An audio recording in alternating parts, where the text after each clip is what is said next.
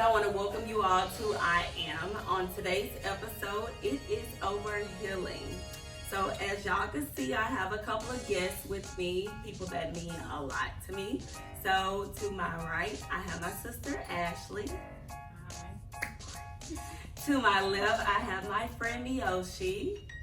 And then I also have Michela to my left, one of my friends as well. So today we are at the GLAM Table Talk. So we're really going to be going over healing and just kind of have a discussion about that and different phases and components of healing.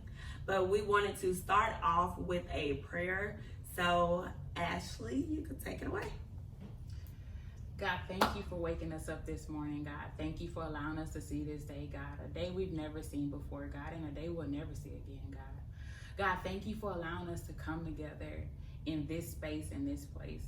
For whatever reason you have for it to take place, God, we're appreciative for it. We thank God for Chastity's obedience in reaching out to us, God. And thank you, God, for our own individual obedience.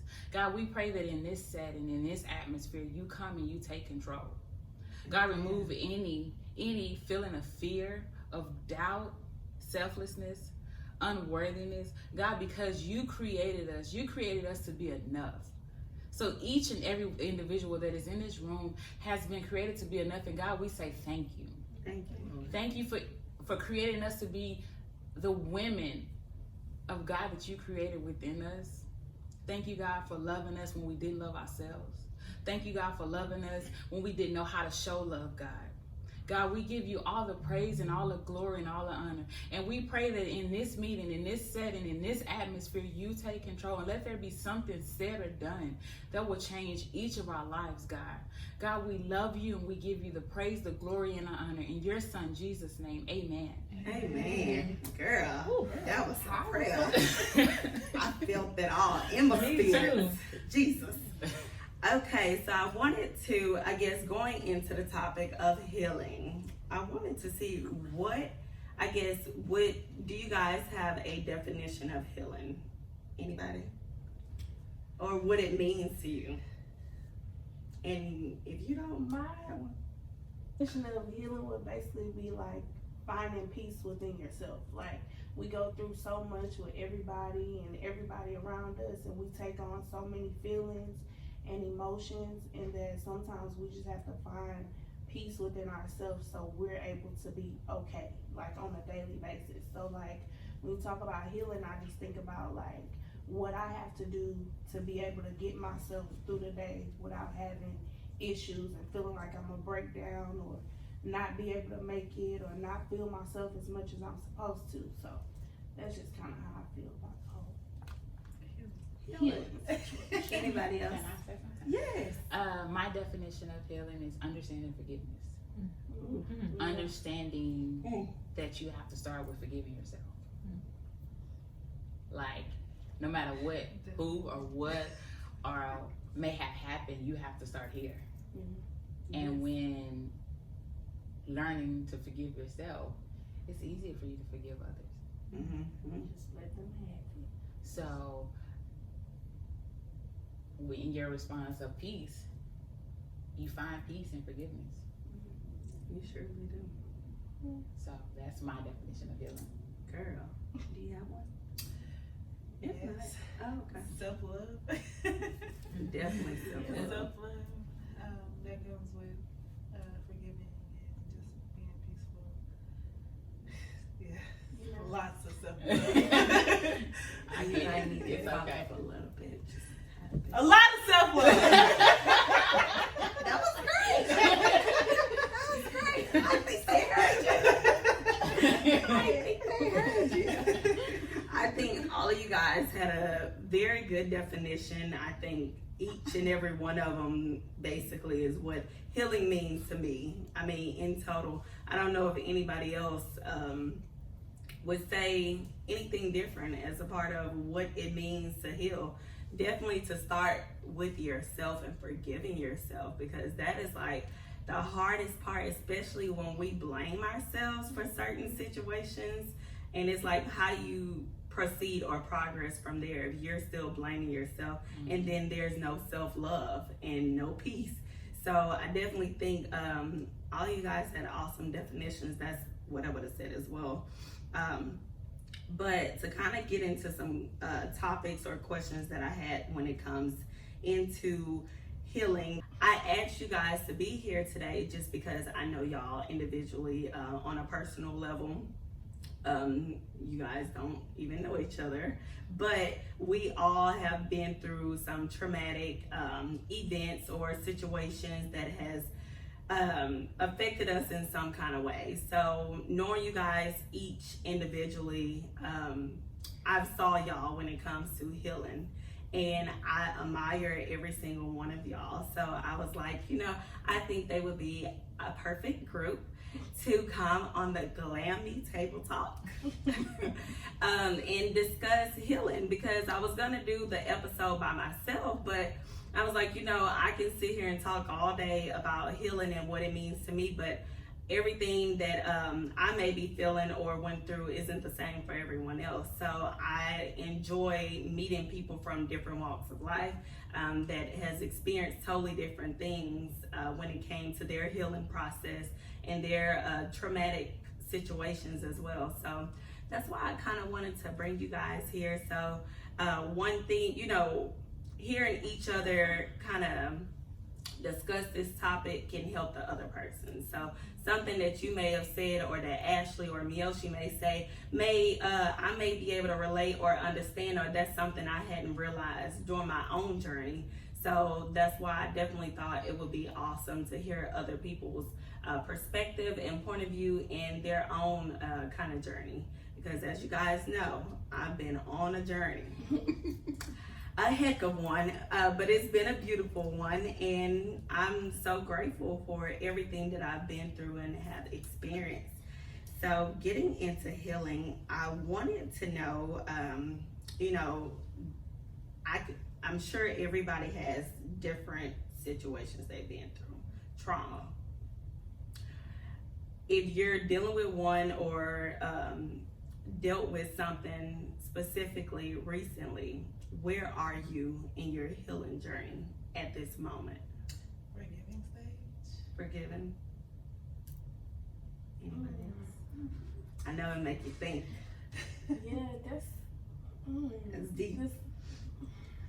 I can go. I can say for myself, definitely at the forgiving stage and the self-love stage, and focusing on myself instead of everything else that probably affected me and made me feel a certain type of way. So not having that, what can you say? Not basically trying to repeat the same thing and fall into the same pattern of things from my past. Like I mentioned in like another video, I think trauma. Healing from certain situations, I had to make sure that I definitely healed from them and to not repeat the same thing, because clearly everything I've been trying to do on my own has not worked. So I'm in a stage of trying to let go, stop trying to be in control in every situation, and kind of let God just do his part, and of course continue doing my part. But a part of my healing is I need to let go, let him do his work, and I've been kind of struggling with that. But we're getting there. The Lord is working on me, and he kind of been whooping my ass a little bit lately, but I'm getting it together. I think for me, it's more so I have a trauma that's trying to revisit. Mm. So I'm learning how to respond. Not respond out of anger, and not respond out of Yes. I'm better than you. Yes. It's respond out of love. Because for whatever reason, first of all, it's a relative or whatever. It's relative. So you have to say, we blood or whatever. But at the same time, I can't be rude, mean, nasty, or petty. Because God don't like ugly. my petty is on 10,000 at all times. But at the same time, that make me no better than you. Yeah. And that make me no better than the trauma you caused me. You right. That's true. To stoop down to your level when you can respond out of love. Mm-hmm. And you know the most peaceful feeling is when you respond out of love and you okay at night. Yeah. It ain't going replaying in your head. You're like, yo, I slept good with this night. Come on, God. Right. And it probably the fact that you acted out of love instead of hate and pettiness, it probably is eating them and hurting them the worst because they like, dang, I ain't get a reaction. Receive a text message talking about, want to talk about it. Right. So yeah, I mean that hurts them the worst if you're not being petty or feeding into that negativity and just like, you know what, I still love you. I love you. I'm gonna love you from afar, but I still love you, and I'm not gonna even give you what you're looking for. That's beautiful. That's awesome. That's maturity for sure. Thank you. I've been getting to that place. You know, some situations I'm like, let me just not respond because it's gonna be petty. Wait, let me say this. Every time you don't respond, it's not always good. Mm-hmm. So you have to know how to respond and respond out of love. Sometimes you cannot respond, but you be cussing them out in your head. You be like, blah, blah, ooh, you don't know what I want to say. Ooh, you just don't know. You done already lost. It took me 3 years to learn that. Tough ass, long ass, stressful ass 3 years to learn that shit. Mm-hmm. Facts. Still learning it. I ain't got all that. But see, that's the thing. You can learn it in this situation, Yeah. and it shows itself in another situation. Something totally different than what you're used to. Yep. Mm-hmm. So again, you go, how am I going to respond? So that's my prayer today. God, let me respond to all things out of love. Mm.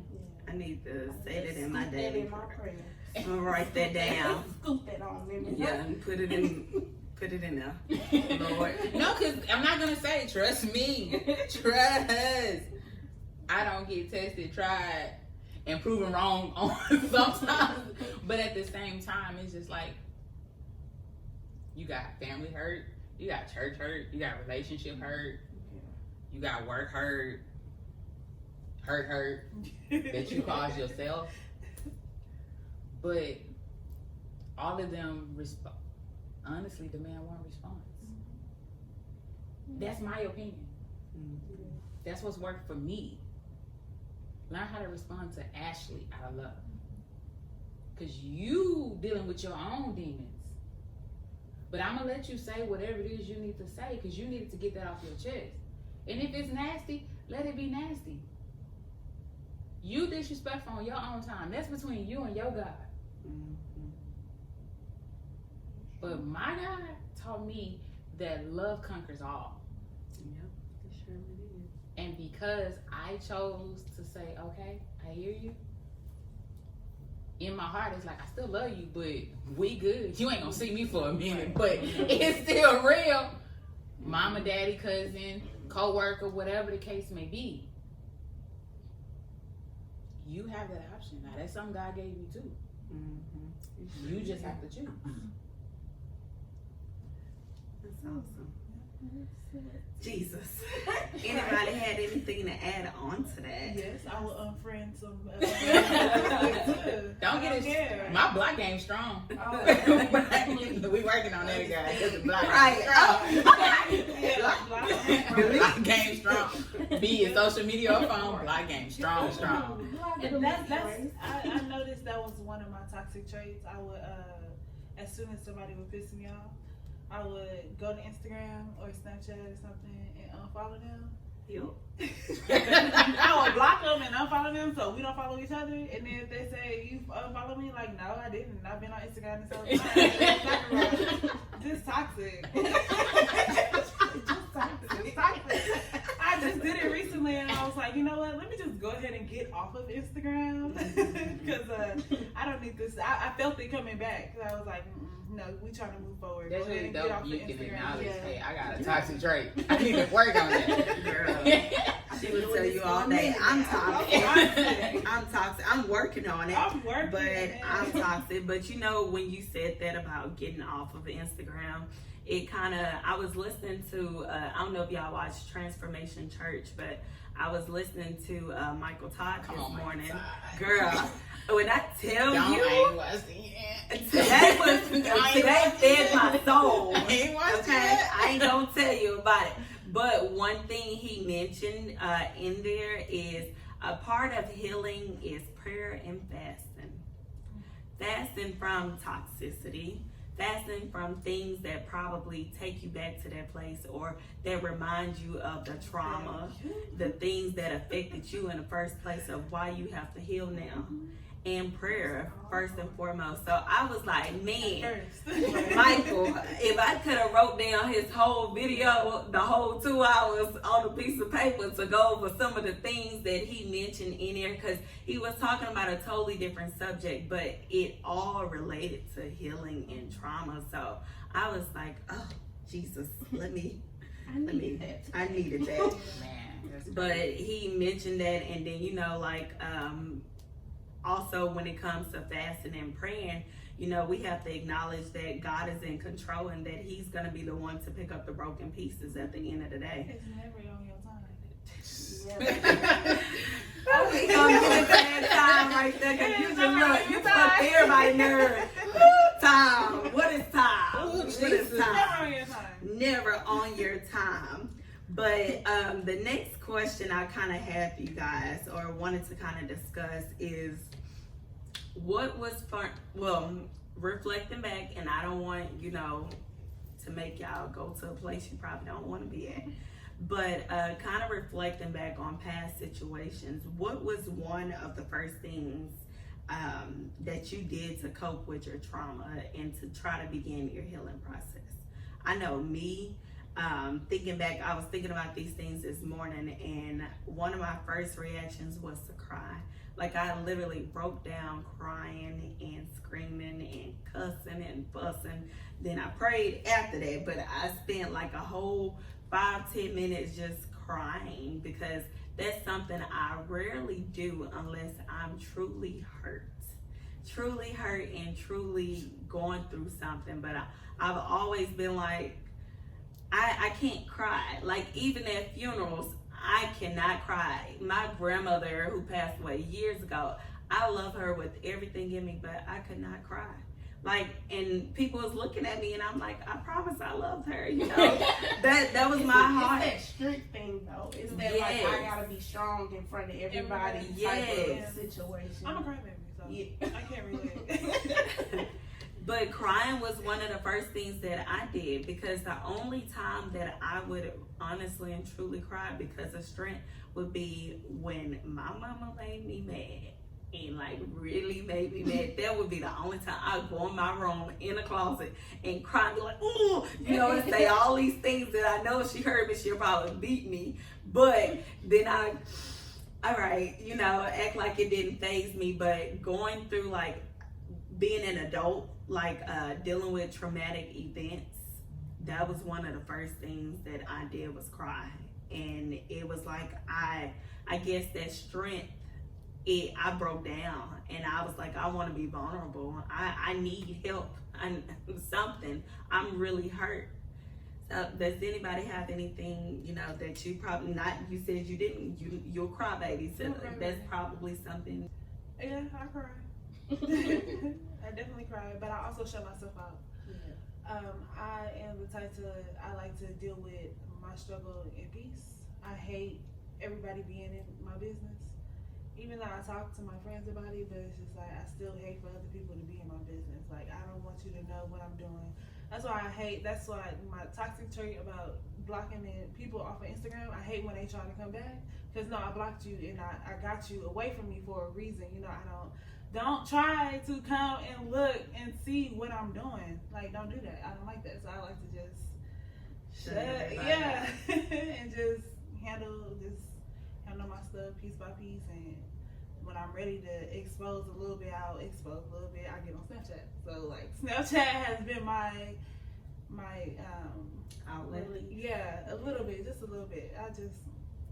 Sometimes I feel like I want to get away from that too, but I still distance myself. I limited how much I post, how much I broadcast, you know, because I'm still going through some stuff, you know. So it's like you want to portray that whole I got it together, and I hate when people say, I hate when people say you don't need nobody for nothing, and it's just like, I didn't say that. Is that what I said? I didn't verbally say that, you know. So it's like I'd rather just be under my shield. Like I do it with my friends too. I just won't show up or just won't talk. And like when I'm hurting, I just want to hurt by myself. I'm crying. I'm kind of like the same. I'm crying. You know? I'm kind of the same. Like both of y'all. Like I don't cry a lot unless like now lately, since I've been like going through different things, like some more emotional side have been coming out. So lately I've been so you're not a thug anymore. Right, my thugness is like slowly fading away, and I don't like it. Like I'm becoming all sensitive and stuff, and I be trying to keep it together. But like I would like that would be my release, and like I would just go, and my time would be like a shower. Like I would get in the shower and just like cry, and like after I get out the shower, I'm like, I'm all right. And I try to push it. Like I try to push it to the back. Like, okay, nothing happened. I'm good. And that's something that I have to work on, because I always have to feel like I'm good. Like I don't want people to be like, oh, Michela's sad, she crying. Like we gotta be all sensitive around her, because like that's just too much. Like don't feel bad for me and petty me, because I'm still gonna be around, I'm still gonna laugh, because I'm goofy. So like even in my sadness, like I'm still gonna joke, I'm gonna laugh, I'm gonna still be me. But like in the back of my head, and when I go home is when I can release all that, like, okay, this, I gotta get it together, because I'm feeling some kind of way. So yeah. You just not gonna look at the side of my head. That's not what you gonna do. And your turn. I felt that. And action. As far as me, I was laughing at her because she was like, I'm a thug. Oh, you just don't understand. That's a thug right there. I'm working on it. We working on it. But I can honestly say I go to Lighthouse Church Houston with Pastor, I can't say PK, but Pastor Keon Henderson. Dopest man in the world. Dopest man in the world. I know we ain't supposed to name drop. That's my PK. Like, hey. Well, he's public. He's, a public figure. That's fine. But, yeah. People gonna be looking for a shirt. All right, people. Pastor Keon Henderson to y'all. But Pastor Keon is dope. And I've been at the church since Mother's Day of 2018. And that's the most I've cried in my entire life. Of course, it wasn't always good, but being there has allowed me to understand that it's okay to be vulnerable. Me, as far as me understanding and knowing that things are out of my control, I shut down. Like, it gets to the point to where if I had to say a word, I would throw up because I wouldn't talk. So imagine me being a single mother with a kid in the house not talking for a week. Like, I would try to say good morning to her and would literally throw up. Knowing that my heart wants to say good morning to my kid, but it's so broken and it's so torn and it's so hurt that I can't utter the word good morning. Wow. So that was a big thing for me. And that's why I am a poster kid for therapists. Like, I go by myself, but there are times I bring my daughter in, there are times she go by herself. Even when all is going well, we still need that space. We do. And I am so grateful for that, because it's crazy. I just seen something on Facebook where it say, you figure out that you've been friends with people all this time, they were never your friend. You like, yo, I got some relationships in my life. I'm talking about people that's been in my life for a long time. I don't mind. I'm 32. I know I'm older than everybody in this room, but I got some people in my life. I love her. That's awesome. I have some people in my life that I have been friends to for years. And in the situation I'm in now, at the church I'm in now, and around the people I'm in now, I learned that I was pouring into all these people and I was overflooding all their life. So I was empty and nobody had nothing to give me. I've been there before. Like, I got all these people I'm posting about, we in all these pictures together. We in all these pictures together and we doing this. I'm going to your house and you coming over, we having drinks and we're cooking and we're but at the same time, it's just like I poured and I gave and I did all of this for these people and they had nothing to give me when I needed something. I'm not gonna say them per se, I needed something. And I'm kind of it's crazy because my pastor was talking about the lesson in leaving. And I kept saying, God, I don't need this book. I don't need this book. This is my book where I take my notes. I don't need this book. So I pushed it over here for a reason, but I do need to share something with you guys. Okay. He said, it's hard to coexist with somebody that don't know why you exist. Oh, wow. It goes back to our purpose. And that's why I let go of people, because what are you here for? But again, they can't know why you exist if you don't know why you exist. That should be so I can't tell somebody how to love me if I don't know how to love them. Yep. That's the one. That is a word right there. And I'm telling you, I had to pause it this morning, and I was so mad because when it's showing live, you can't go back. You gotta wait till it's over. And it was okay because it was the end of the service. But he said you can't coexist. And it's not just in a marital dating relationship. I can't coexist with my family. I can't coexist with people I grew up with because they don't know my purpose. Guys, we had to take a quick intermission. Our fur babies were begging to be in a video. So, and it gave me a time to get my life together. But like I was saying at first, it's hard you can't coexist with somebody that don't know your purpose. Don't know what purpose you serve in their life, and they don't know what purpose you serve in. They serve in yours, but at the same time, you can't do that if you don't know who you are. And that goes back to self-love. Who are you? Girl. What do you like? What do you like? That's why I've been on this journey of finding my purpose, and I done found it. Thank you, God. But that's so true. Because finding my purpose and going on my own personal journey, I had to sit back and look at everybody that's currently in my life. What purpose do they serve in my life? What can you do for me? Like as far as a friendship, as a sibling, or in a romantic relationship. So it definitely made me start doing some self-reflection and reflecting the type of company I invite into my home and into my life, period. So definitely. Did you have anything else? Nope. Okay, so when I was kind of started going through my own journey of finding my purpose and going through my own healing process, I kind of did a little research. People always tell you, go read your Bible or go listen to gospel music, go praise and worship.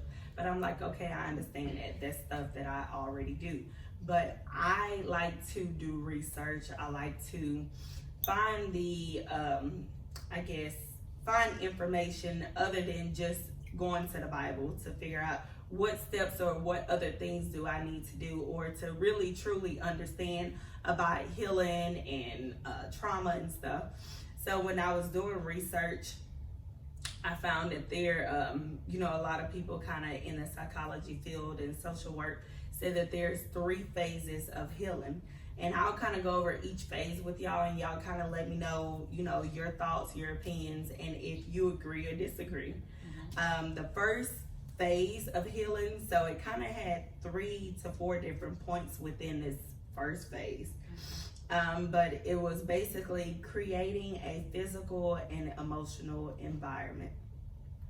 And I definitely thought that was awesome and could understand and relate, because it's like you can't continue putting yourself in toxic environments and being in toxic relationships when trying to heal from trauma and hurt. You know, it's like all you're gonna do is continue repeating the same pattern.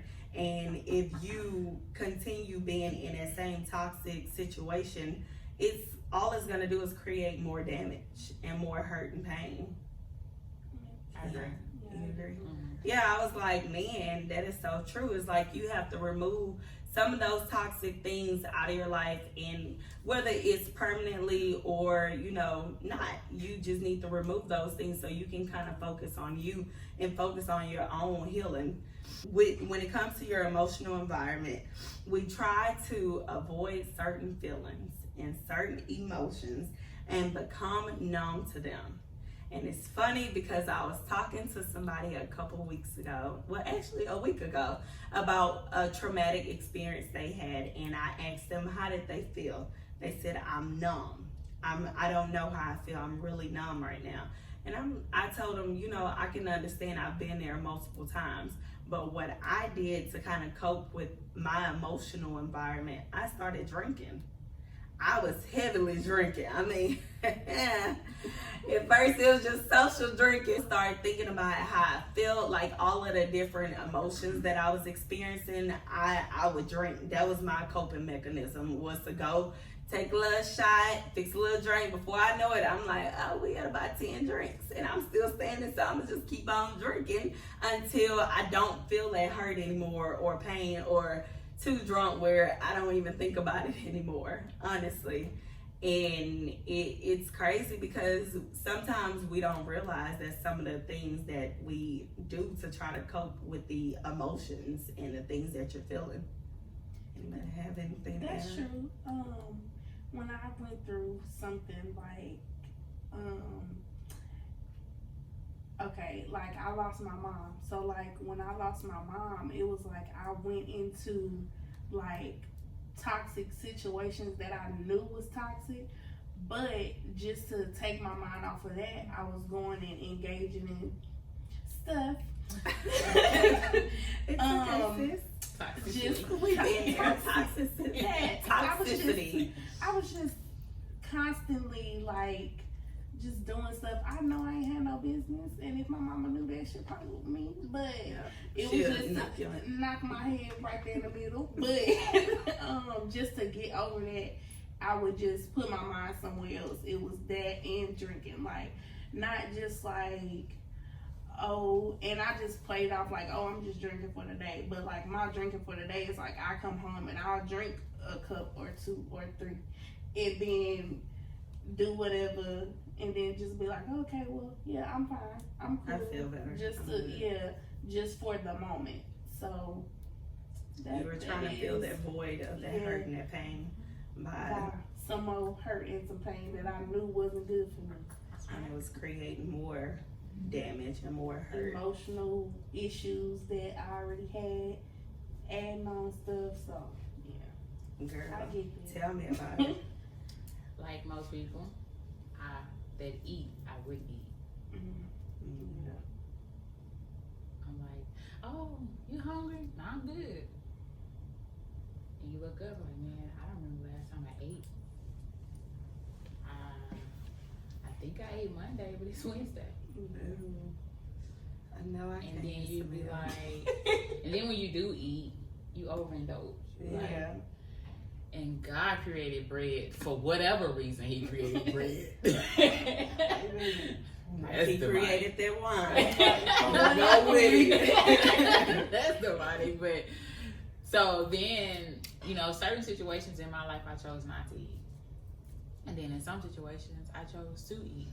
So, okay, I've noticed that food, and then I spend money. I go buy all kind of. That's me right there. You be like, oh, let me go.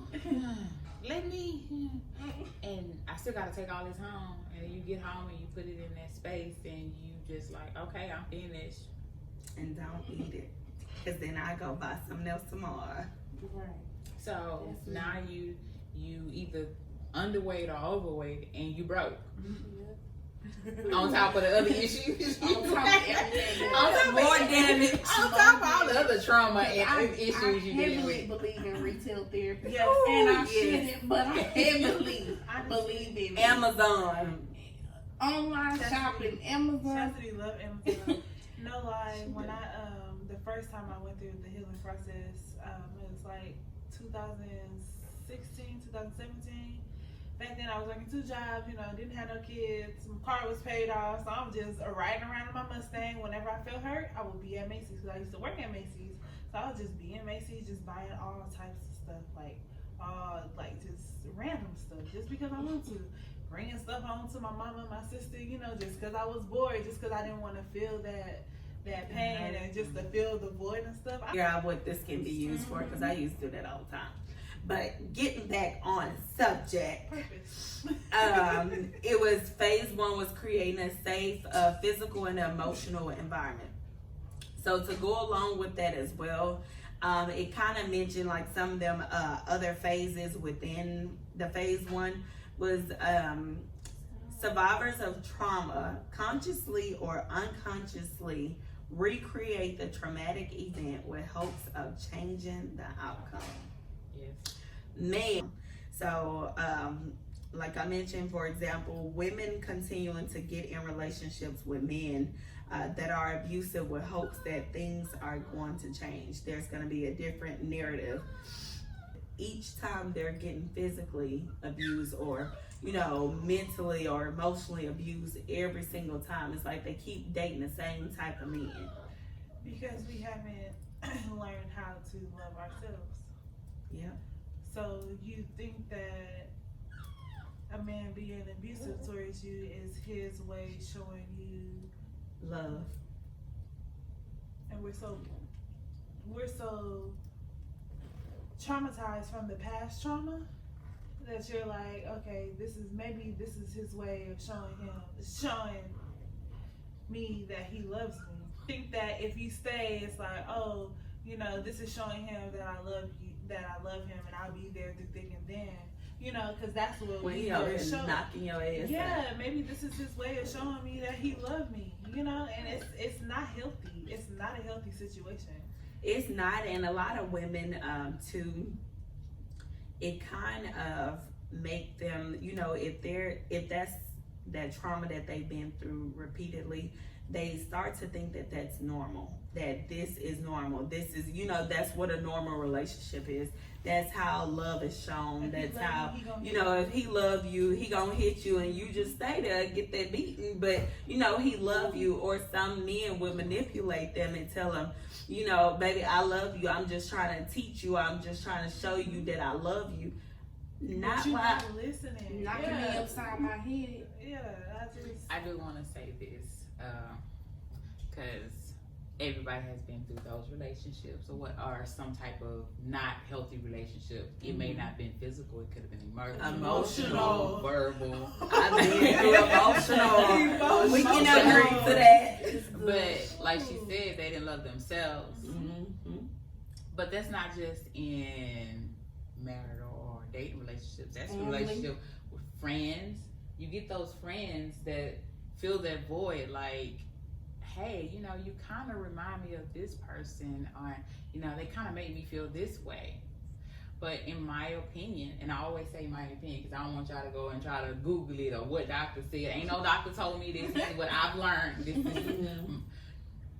We go through things, the same thing, because we didn't have a different response for it. Yeah. So when I was going through this and I left it alone. I just left it alone. And I told her, and of course, shout out to my pastor, he said, we distance ourselves instead of disconnecting. So I distance myself from a person instead of disconnecting myself. So when they come back into my life, I'm dealing with this same trauma, it come back. So when we, get into another relationship and I'm dealing with the same thing, okay, do I attract these crazy people? Is it me? That's the number one Oh, question. we Is it always me? say, is It gotta be me. I have to conversation. But then you don't want to accept, why do I attract them kind of fools? But Who am I? What am I doing to attract them and type it's of people? always Yes. I always look at it be like sometimes it like people who have a natural tendency to heal always attract the people that need. Always attract the broken. people that need healing, or they always say you like pour into people and Hold on, wait. you pour into people and give. That's what they needed from you at that moment. Same with us. Like sometimes I feel like I do a lot for people, and that's just like the kind of person that I am, because I feel like I try to be the person to other people that I want Them to be to me. And I have to realize that everybody is not me.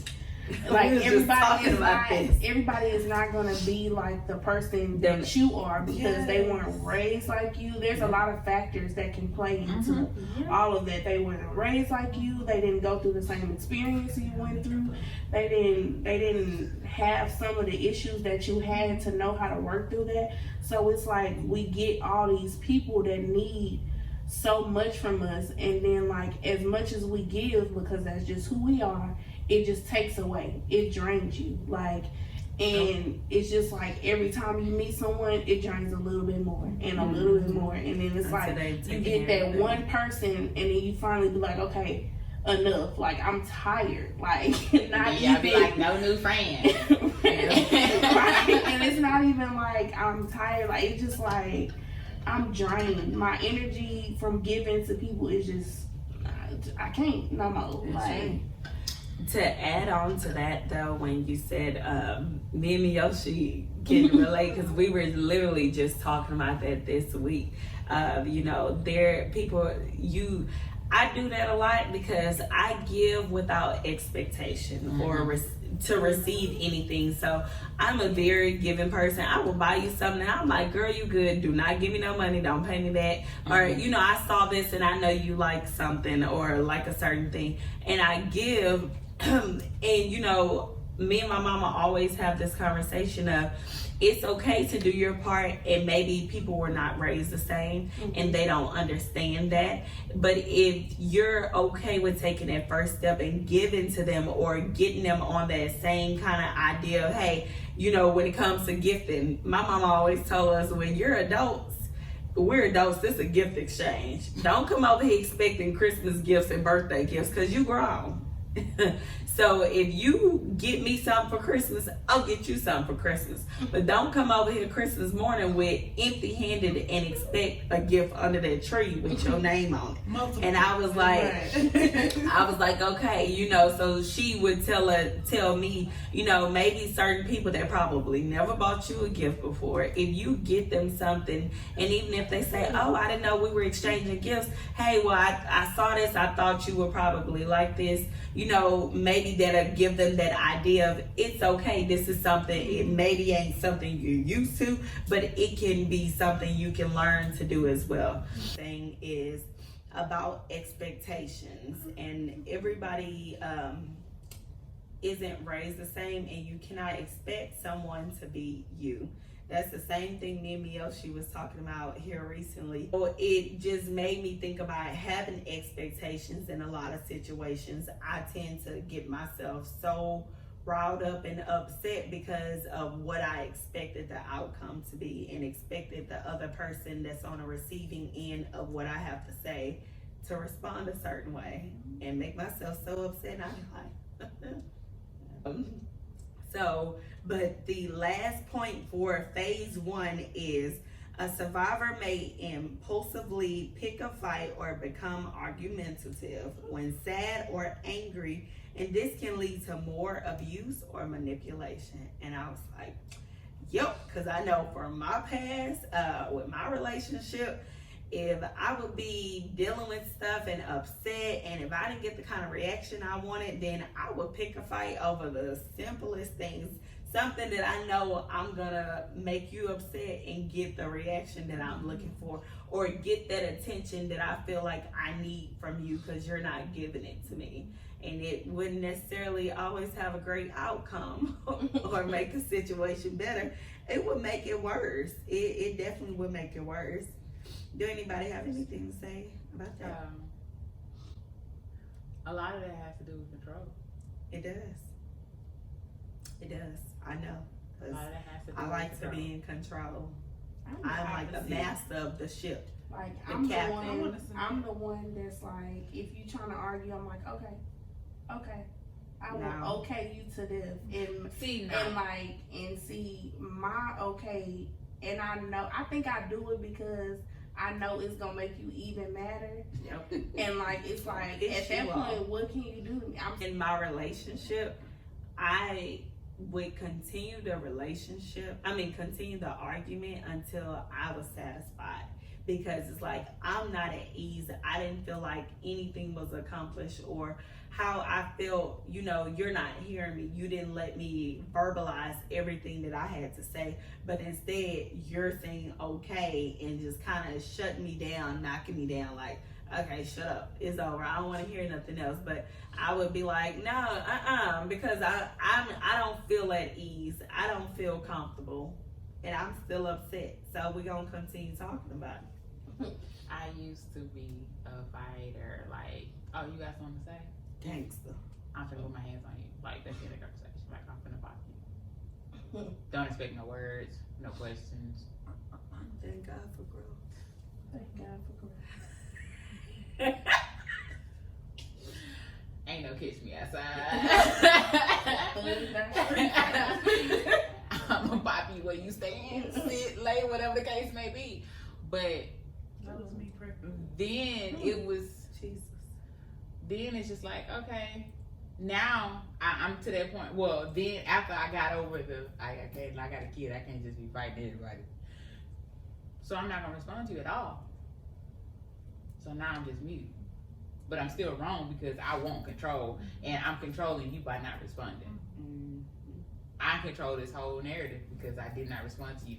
It's eating me up on the inside. I got a whole bunch I can say and I want to say. So you mad and I'm mad, and we just mad now.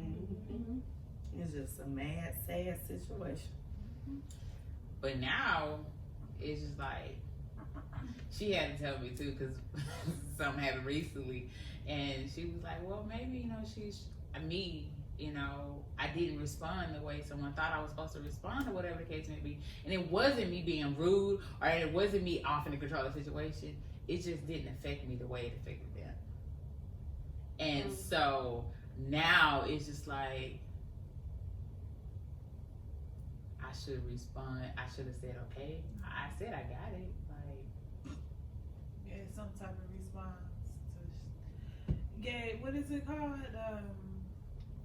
Positive reinforcement. Well, really negative. You're giving a response just to shut it up. no, it wasn't even to shut it up. I was really, that was me really wholeheartedly responding. And I told her, I said, yeah, that you were responding, but it's okay if you're still thinking and processing everything that's being said to you.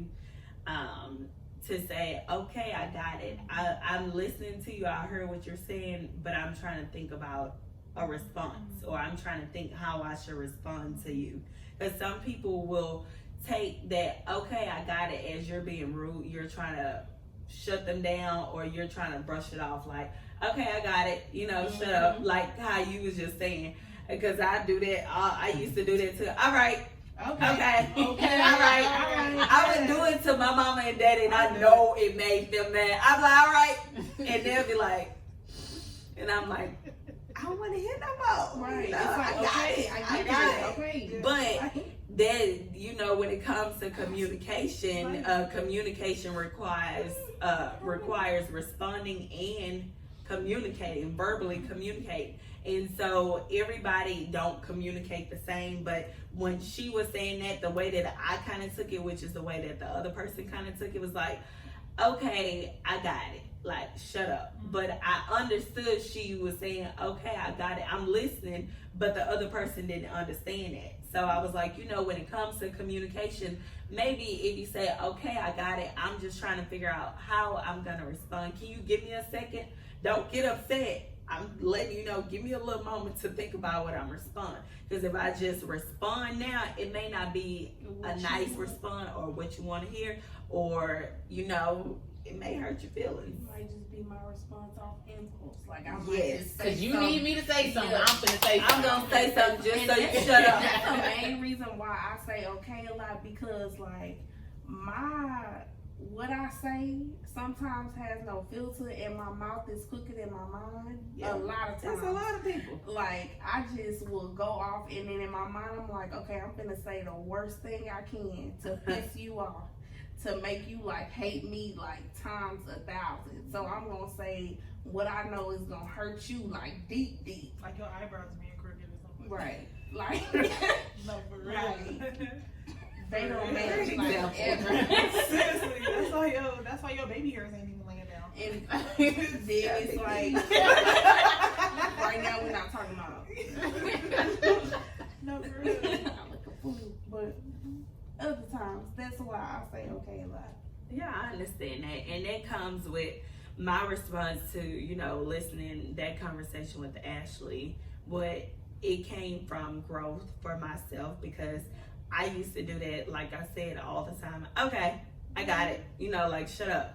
But then, you know, I would make my parents so upset, and I was like, you know, they do so much for me. I shouldn't even be acting like that, because what I'm doing is being disrespectful right now, to be honest. So it came from growth, and so now I kind of, like, if I don't have a response, or I need to think because I'm about to bite my tongue because I know what I really want to tell you gonna be like, oh, I'm going for the punch, I'm going for the low blow.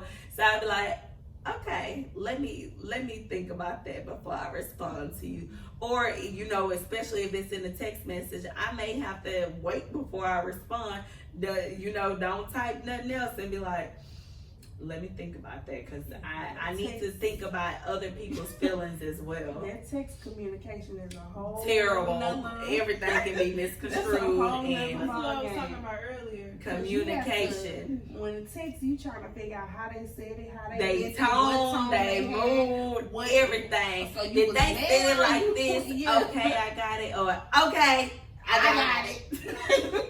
Like, it's a whole lot. I'm sorry. So- You, whole lot that goes into when it. you communicating with someone else, don't put your expectations on them. Yeah. But And- that is hard because, like, as human beings, sometimes we automatically go into certain situations with expectations. And that's understandable, but at the same time, it's just like, sometimes I say things, I be like, oh, okay.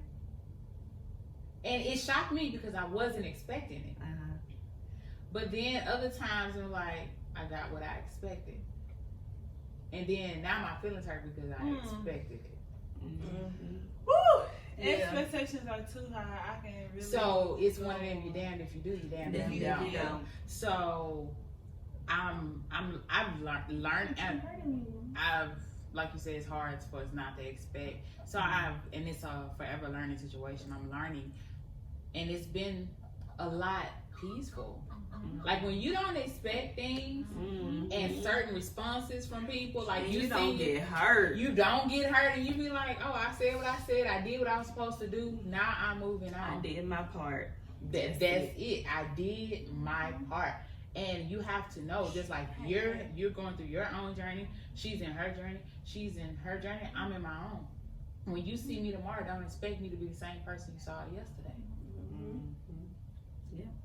And that's where we as individuals go wrong, because I expect the person that I saw yesterday. You don't know what changed overnight. Yes, that is so true. You don't know what me and God went through. Yeah. That's Yep. so true. I never even thought about I always say God will whoop that ass. So I can say this, when I leave here and I go spend my time with God, and if I see you tomorrow and you be like, oh, okay, hey, blah blah, and you got something different about you. Well, did you expect me to be the same person you saw yesterday? Mm-hmm. You don't know what me and God's conversation was about when I got home last night. You don't know what it took you, and even then, I could be having a bad day the day you saw me, but you expect me to be this, because you wasn't like that last time I saw you. Well, how was I was a person? Yeah. We're human. I'm not trying to put my whatever I went through this morning off on you, but I have good days and bad days like everybody else. So that's what I work on as far as expecting. You know, hey, Ashley, remember, Come on, baby. like they say everywhere, you can't expect you out of you. Mm-hmm. I can't expect you. I can't expect Ashley from everybody, because if I expect Ashley from everybody, we be cussing everybody out. Listen, me and God working on this cussing spirit, but we cussing everybody out. But you can't expect you from everybody. Mm-hmm. You can't. Okay. She okay? Oh, I see it there. Okay, well, the second point, the second phase when it comes to healing, it was focus on stability and strength and reclaiming your narrative in your life, basically, because you know who you are during a hurt and a trauma does not make you who you really are. You know, you probably was dealing with certain emotions and stuff that you've been trying to figure out and deal with. You're not normally, you know, a rude person, an angry person, but you know, your feelings are hurt. You went through something, so now that's kind of who you developed to be or become because of this certain situation, this traumatic event. But in reality, that's not who you are. So phase 2 is like,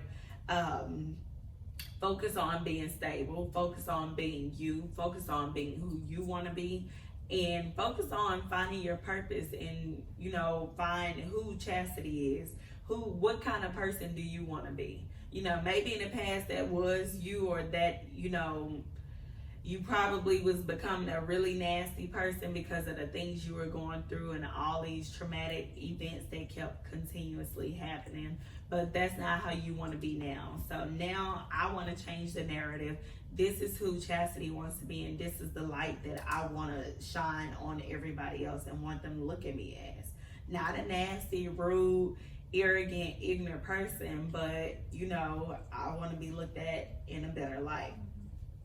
I agree. And then the last phase of healing, it basically is continuing phase 1. Phase 1 was a big phase, which is focusing on creating a safe physical and emotional environment, and then it had those sub points.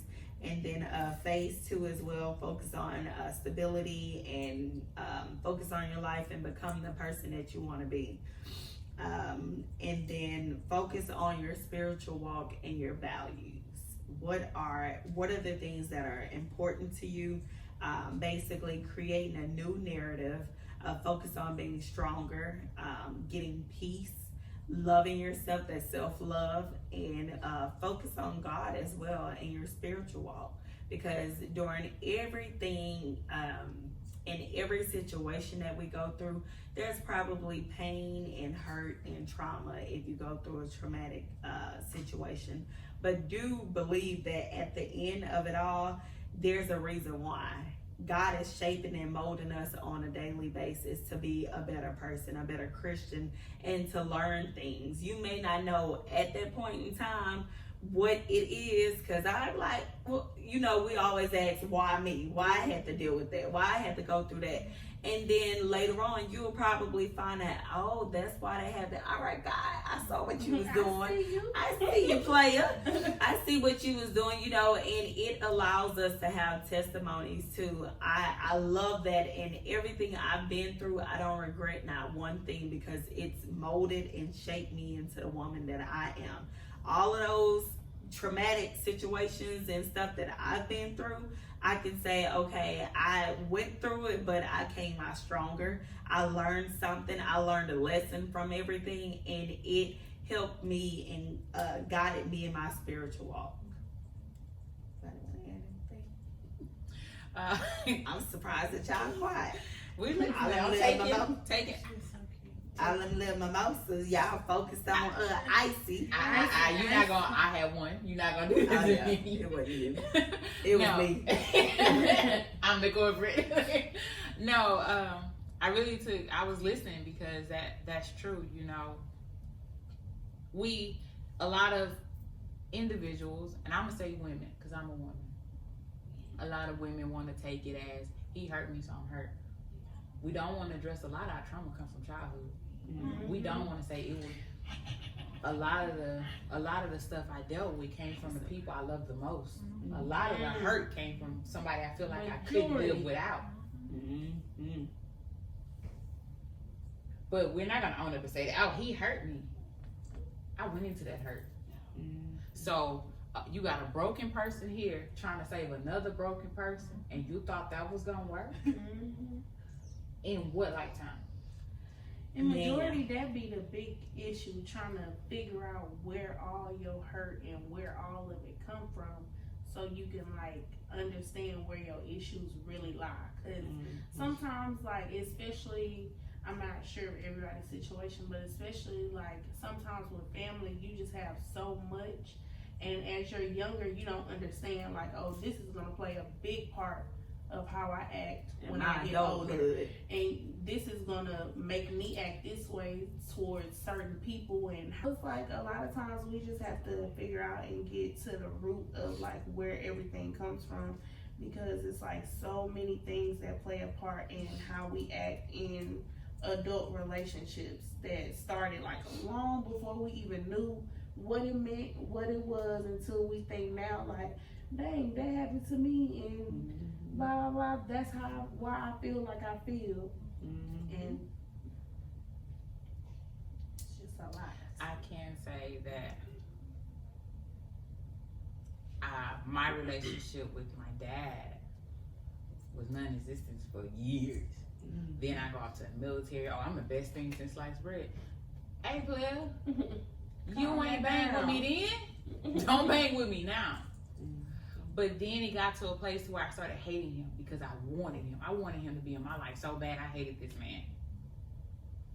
And so when it got to the point, when I got to that stage of forgiveness, like, okay, God, I forgave myself, but he needs to come apologize to me. He owed me an apology. He owed me an apology. And one morning, I'm on my way to work, and listen, I was gonna run some folks over because Kevin Gates was but I was on my way to work, and I remember God said, call him and apologize. I say, do what? Call who?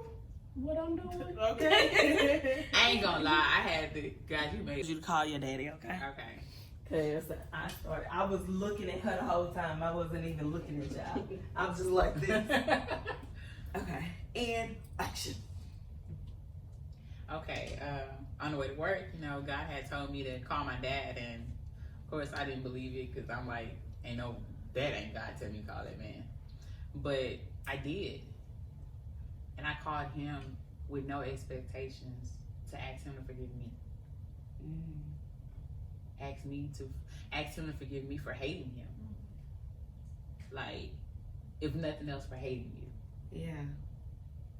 And so he was like, okay. I wasn't expecting an apology. I wasn't expecting, oh, I'm sorry for everything. No. Because it's not about you. This was for me, about me. My healing. And so I said that. He was like, oh, thank you. And he kind of was like, he didn't too much understand why I did it. That it's for me. Yeah. And so there was a relationship between us for a little bit, and then now it's non-existent, but I'm okay. I did my part. You did your part, yeah. And like, I can say, you know, even when I was married, because I'm divorced, when I was married, it wasn't, oh, I married a man that reminded me of my daddy. That's a no. Yeah. I married a man.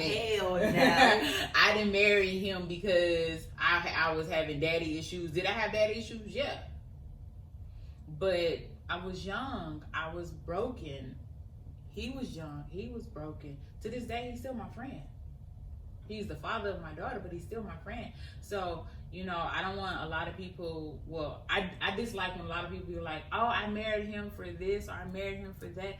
Yeah, you can marry whoever for whatever reason. Those are your reasons. But if you went into that relationship broken, say, I went into it broken. Yeah. And as far as trying to heal trauma from before and trauma from your childhood, you gotta be willing and you have to be open to address it. Like, oh, this affects me. Yeah. Why does it affect you? This makes me feel some type of way. Why? Because ain't no dude made you feel that type of way about this. That ain't got nothing to do with a man. So why does it affect you? Because a lot of women, and please don't make it feel like I'm women bashing or nothing like that, but a lot of women, it's man's fault.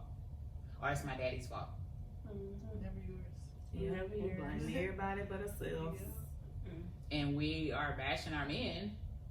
Some of them are trifling. It's heck. Well, I was gonna say another word. Some are trifling.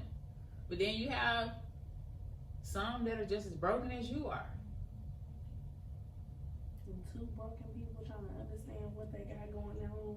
Right. It's toxic. Toxic. Exactly. It's toxic as You heck. can barely help yourself. How you gonna help me?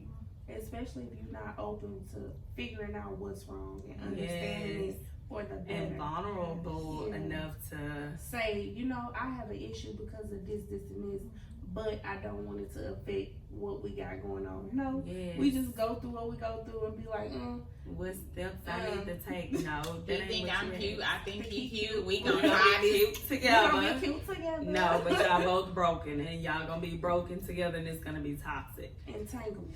Entanglement. You know what? I secretly was like hoping we didn't talk about that. I know. We're not, because we don't have time.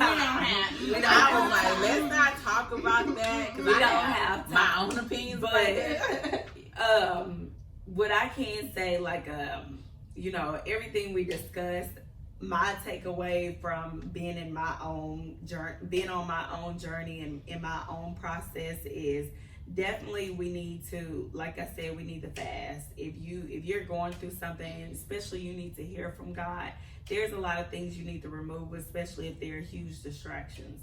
Me, for myself, I did like a 21-day fast from social media, alcohol, sweets, bread, because I'm a breader too.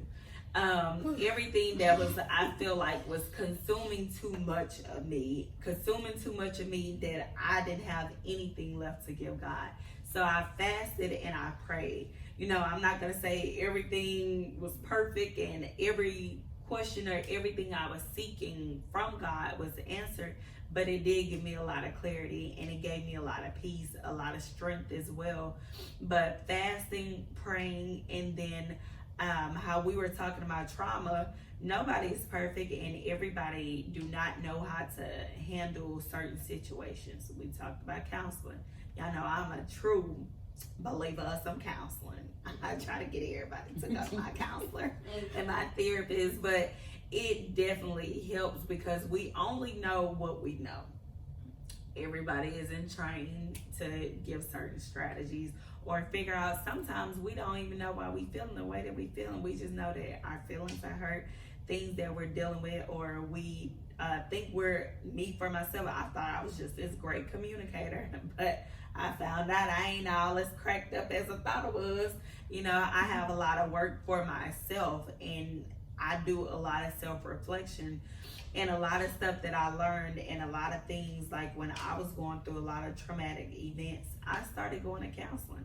I started seeking a therapist and trying to just figure out what's going on, why am I feeling like this, and can you give me some advice or some help or some support or direction on to what I need to do to proceed. You know, Michael Todd kind of mentioned that as well today. He was like, you can have faith, but you need to unpack.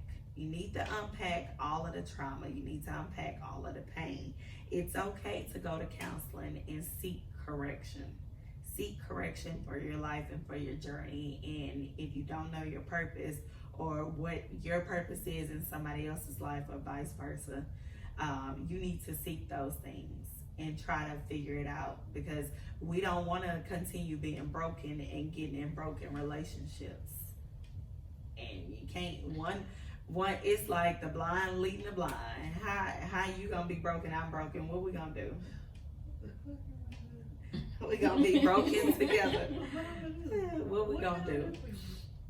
What we gonna do? But kind of to conclude, you know, I take trauma and anything that I've been through, like I mentioned before, as a testimony. It's a part of the process, a part of the healing process. We can't, we may look at God like, why are you putting me through all of this? Why are you making me endure all of this pain? Like the why in the beginning is like a huge thing, We ask why. I know growing up, I would ask a lot of questions. Like as kids, we say why. Your mama tell you do this, why? Because I said so. Because I'm the mama. It used to be like, why? The why. That's what I think about when we question God. Why? I mean, because I told you. Did you read my word? Did you read it? While you over here questioning me why, did you go read my word? And I told you why in there. And he gonna say, well, you know what, since you keep asking me, I'm gonna show you why. So go ahead and do it your way. And so when you come back, be ready for the right way. So right. And it's like we have to trust the process, and be able to acknowledge and be able to recognize and understand God's purpose and what he has for us in his word, instead of just asking why every time. Trauma, it's trauma. It hurt us, but it makes us stronger. Allow us to have testimonies and be able to help somebody else. And going through the whole healing process helps us with ourselves. A lot of stuff that we discussed today, a lot of stuff that Ashley said, Shayla said, and Miyoshi said, I took that for myself. I was like, dang, I didn't even think about that. It helped me more than and opened up my eyes to other things that I hadn't even realized or noticed or recognized for my own journey and my own purpose. And it can help the next person, but we just have to trust the process and trust God as well, and stop asking why all the time, and be able to, I know it's hard to say, enjoy the process and enjoy the healing, but try to understand that it happens for a reason. And what's for you will be for you. Also, to kind of end it all, is that we need to make sure we still praise God during our weakness and during our strongest times. Because I know with going through healing and trauma and a lot of stuff, when we're going through like our lowest points, I know for me, I would be praying, praising God, everything else, and it's like as soon as things get better or he bless me, then I'm like, all right, God, it's been real. Nice talking to you. Nice talking to you, player. And he's like, oh, that's how you gonna do me? I'll holler at you next time. Right, but you've been over here crying and begging and pleading, but you ain't been, now that you got what you needed and you got your blessing, or you feel better, you got your answer, you healed, now you like. But it's funny though, because you think that you got it, and in reality, this is what I learned during my healing process. You only got a taste of what you think you're gonna get, of what you are about to get. So once you take that and run with it, then all the other stuff stop. And then once you sit there and say, okay, God, I'm here. And once you do your cleansing and stuff and actually be focused, and it's like, oh, well, damn. I'm This all the missing stuff. some Right. This is what I was missing from last time, because I got what I wanted when I prayed for it, and I just dipped, But that's the part of that whole consistency that we were talking about.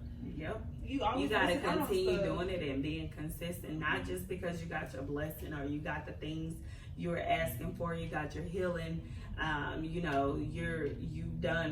you're finished going through that process, but we have to continue being faithful to him, because God is a faithful God, and he's a jealous God too.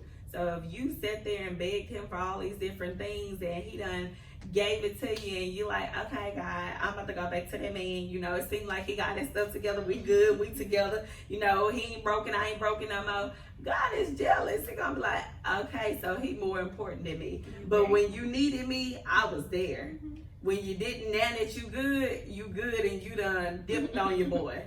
And then that's when he started whooping that ass. Like I said, he will whoop that ass yet again. You gonna understand that just because it's getting better, your situation, you got a little taste. I gave you a little taste of what it would feel like or be like once things started falling into place, or you started healing, you started feeling better. And now you done took that and you took advantage and you took it and ran with it. But if you continue being faithful to me, I will continue being faithful to you. Yeah. That's a lot of things that I've been learning going through my own journey and my own process. I'm like, okay, God, I got it. You done beat me enough. I feel like, you know, I've been in an abusive relationship at this point because of me acting out, me cutting up, and me, you know, taking advantage of you. And I've had to repent and pray and try to get it together and try to stay consistent as much as possible, because as soon as I start feeling better, like, okay, I'm good, I think I done healed enough, God, then something else happens and I'm like going back to him like, God, you still there? Right.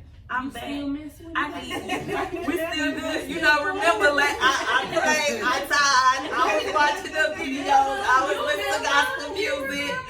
You remember me? And he'd be like, yeah, I remember you. Where you been? Why you kick me to the curb? You know? remember me? Yeah, do you remember me is the question, because you remember me when you need something. Then once you feel better, you forgot.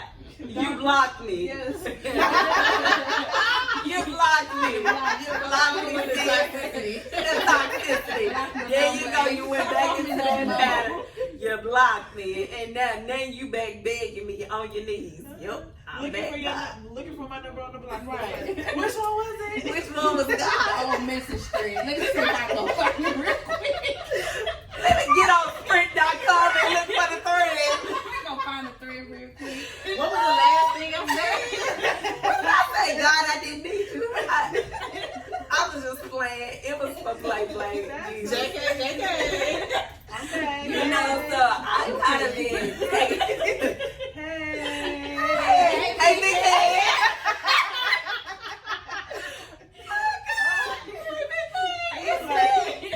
How you been doing? What you WYD? Right. We're smart. You know, so I just put the eyes. You ain't got to put nothing else. Is that you, God? That's you. So you got me. I'm back. So you know, I've been really just reflecting on that, and I'm like, man, that's messed up, because if I was on the other end, on the receiving end, I would feel betrayed as well. I would feel like that you only contact me when you need me. And When we you be need hurt me. when friends do us like that. So Oh, we be so How you sorry. think God do? That is how God All feels. the time. All the time. All the time. Because you be like, she only texts me when she needs something. Honey ain't going through it, so now she Yeah, want to she talk wanna to me. call me. She called me. She got But when they time good for me. and they out on at Beanie Hunters and they doing all this and they snapping and they taking their pictures, Relationship goals. oh, she ain't got time for our friendship, and I was here before him, and I'm gonna be here after him, because that's what we say. I'm gonna be here after him, but she ain't got time. And then she like, hey girl, what you up to? Oh, they must be going through They something. must be going through something. Or she needs something. She What's wants wrong, something. girl? What's wrong? You know, don't even how you doing. What's What's wrong? wrong? What you need? What you need, girl? What's up? So I You don't know how to had talk to people and hear people talk like, to, girl, because I was like, dang, you know, all right, God, I got it, because you know that's the same. I had to put myself on a receiving end of things, and I said that's exactly how he feels. And I have to, even in my storm or my weakest points, I need to be praising him. And in my strongest, when I'm grateful, when everything's going perfect in my life, I still need to be praising him, because whether I'm still going through that healing process or not, he was there for me when I needed him. When I was down, he didn't let go of my hand and say, nah, sis, you got it. He didn't do the Heisman on me. You know, I'd be like, nah. But and he gonna continue being there, you know, over and over again. So I had to recognize that for myself, and with my process and with my journey and everything I've been going through, that I need to keep that same consistency and continue being faithful to him like he always is to us. So that's kind of what I had. Does anybody have any questions or want to add any last few thoughts or statements when it comes to healing, and you know, whether it's for your own personal journey or your relationship with God or anything, any and everything? It's the open floor at the GLAM Me Table Talk. Couch. Table right there. Table right there. Anybody? okay, I I will say thank you. Yes. Because, Very much so. you know, when you told me this, I was sitting on my couch and I was saying how my pastor, y'all understand, I love my pastor. I respect him as a person and not just his platform. Mm-hmm. Because to be a leader of so much, you take on so much. Mm-hmm. And I'm understanding that for myself. And I could talk about a lot of other pastors, but my pastor, the man that God told me to go sit under and allow him for him to be my leader, like I respect him. So like my pastor said, he said after long ago, he said your name will be mentioned in rooms that you're not even in. And she was like, "Good, you said that." And I was like, "What?" And she was like, "Well, I'm doing this," and like my heart dropped because She was silent, y'all. This is my first time. Like, I can show you in my phone how many pictures of me I have. I don't do cameras, but this needed to happen. Yeah. And that's why y'all don't understand. Like, that whole worship experience I had on the way over here was everything. So it prepared me because my biggest prayer to God was remove the fear and the enemy that's trying to attack me with fear. Like, Yes. God, remove this because that's not who you created me to be. Fearful Right. of what? Because the healing that's about to take place from the people that watches this is going to be epic. So God, please remove the fear. Let me be bold for who you are and who you created me to be. Give me that strength. And God, above all, let them see you and me and not me and myself. Mm-hmm. So I am thankful. I am very grateful for your obedience. And God, thank you for letting me be obedient today. It was raining. I was like, you know, I'm going to hit her. I got an excuse. She came here and said, I had so many excuses. And reasons I ain't gonna tell. I did. Me too. why I was like, she and did not then want to come. I texted her. I'm an hour away. That was enough Is it excuse. okay for me to bring my dog? She's sick. She told me it's okay. I said okay. I guess I gotta go. And then I was about to say, well, girl, it's raining bad over here. The rain slacked up. I said, all right, well. I ain't got no excuse. Girl, I was like, because I don't want to get up in front of them. Miguel, she told me the same thing when she got here. She said, I had every excuse to not come, but I continued getting ready to come. I had, like, I kept saying it was raining. my biggest excuse was, I'm an hour away. Listen, it's raining, and I'm an hour away. Like, I was just going to say, you know, I'm an hour away, and it's raining, girl. We're going to have to reschedule. But then, what if we... I said, God said, You got attitude, guys. right. You got attitude. But I know they said it was a really, really appreciate you and this platform.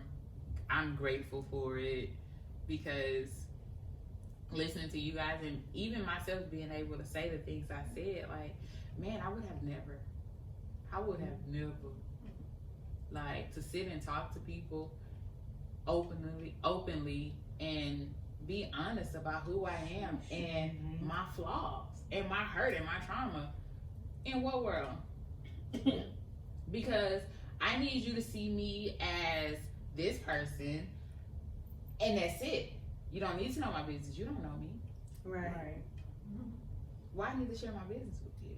So that, and I had to get out of it. It's not my business because everything I went through, I didn't go through it for myself. Mm-hmm. I went through it, but it may have been for you or you. So I'm grateful and I'm really happy and I look forward to seeing more of this and let me know when you want to do it again. Okay. Well, I appreciate you guys for coming and for being so transparent and honest. I know of some moments when you guys got a little teary-eyed, when you do a little tinkle of the eye. I'm but, good. I'll take it. We had a little allergy. The dog. It's okay, but I do appreciate y'all for being here and being honest and being transparent and helping me myself on my journey, because a lot of the stuff that was discussed and I had to take away from everybody, you know, when it came to my own personal trauma and the things that I'm still dealing with and still going through. Like I mentioned earlier, just a couple days ago, you know, had a little backslash, little moonwalk backwards into a little trauma, little pain. So it's all a journey of healing, and it's okay. It's completely okay as long as you continue pushing forward and you're able to acknowledge and take responsibility and accountability and continue doing the things you need to do to heal and to continue being faithful to God during the whole process as well. So I appreciate you guys. Happy that y'all were able to come despite every excuse to not come. Y'all made it. Right. Y'all made it, and y'all were awesome. And I appreciate you guys. I got y'all a gift. I'll give it to y'all after this. But I appreciate y'all. And I love y'all, each and every one of y'all. Y'all are awesome and amazing people, and y'all are definitely, you know, God sent y'all here. It wasn't chastity, because like y'all said, y'all had every excuse to not be here. But God sent y'all here, and those that were meant to be here were here. Ashley said they last time at her event. Those that were meant to be here were here. And, you know, everybody had a takeaway. I'm sure everybody that watches this episode will have a takeaway as well. And they can reflect at their own personal lives and their own situation and understand that it's all a part of the journey. And at the end of the day, it's a process, and it's just going to make you a better and a stronger person. And you just have to continue keeping the faith and continue focusing on God as well. So that's all that I have. Thank you guys for coming to the GLAM Me Table Talk and enjoying. Make sure y'all like, comment, subscribe to my YouTube channel. Follow me on social media. Follow us. If y'all would like to be followed, I will drop their social medias in the description below if they would like for you guys to follow them. But thank you guys for tuning in. Bye, y'all. Bye. And